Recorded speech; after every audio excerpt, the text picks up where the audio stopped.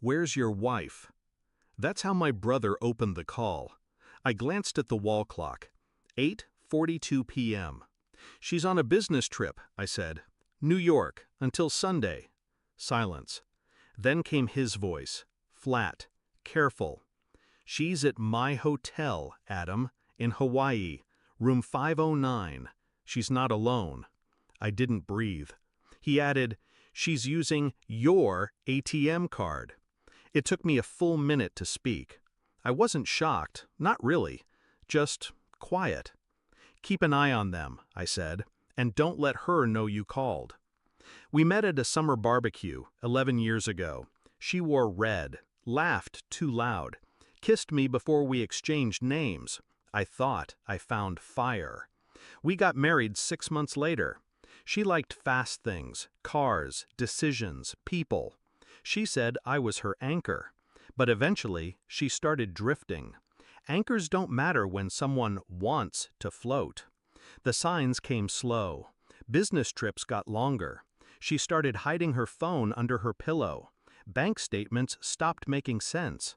Once I smelled cologne on her coat, a scent I didn't wear. I didn't say anything. I watched. I listened. And now I knew. My brother, Daniel, runs a resort on the Big Island. We haven't been close in years, but blood's blood. He texted me the name of the guest she checked in with, Jason Klein. I checked her calendar. She had an investor meeting listed, of course. I didn't rage. I didn't cry. I opened my laptop. First, I froze the joint accounts. Left enough for food and cab fare, just enough to sting. Next, I called Daniel. "I need her distracted. Can you upgrade her room? To the presidential suite?" "Exactly. Give her champagne. Tell her it's on the house." He caught on. "You're going to trap her?" I smiled. "No, I'm going to expose her." I booked a last-minute flight, landed in Kona just after sunrise, rented a car, drove straight to the resort. Room 509 overlooked the ocean. I didn't knock. I had Daniel unlock the suite's private surveillance system, hidden cameras, audio, everything streamed to my phone. She was wearing a silk robe I bought her for our anniversary. Jason was shirtless, drinking from a bottle of wine I paid for. She laughed, head thrown back, carefree, like I never existed.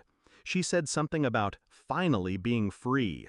I watched from the hotel's bar, quiet, cold. Then I made my move. I had a small packet with me, printed copies of bank statements, photos, hotel records, a copy of the prenup she forgot she signed, infidelity clause highlighted. I slipped it into an envelope, handed it to Daniel. "Have the concierge deliver this to her at breakfast." He raised an eyebrow. "You sure you don't want to confront her in person?" "No," I said. "She'll bury herself just fine." The fallout began fast. 8:17 a.m. She opened the envelope. 8:20 a.m. Jason started yelling. 8:25 a.m. He left the room, slamming doors. And at 8:32 a.m., my phone rang. I didn't answer. She called again. And again. 54 missed calls. Texts flooded in. "I can explain. Please pick up. It's not what it looks like." Then came the rage. "How dare you freeze my accounts? I'm stranded. This is abuse." She should have read the fine print. I walked into the hotel lobby at noon, calm, composed. She was there, disheveled, pale, alone. She ran to me. "Adam." I held up a hand. No words, just a look. She stopped, just like that.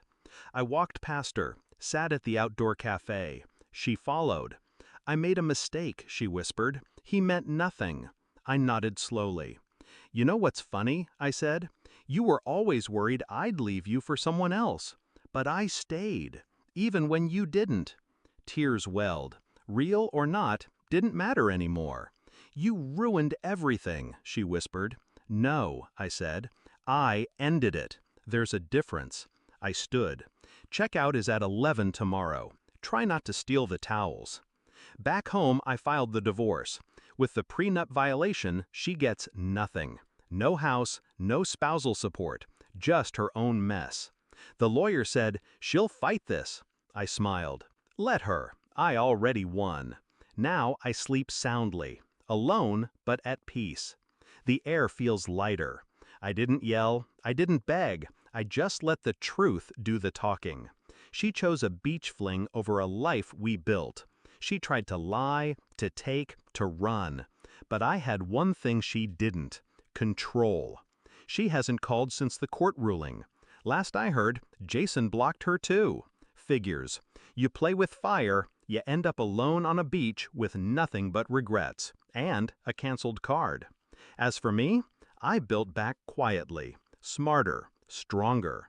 She had the sun, but I had the storm, and I brought it with silence.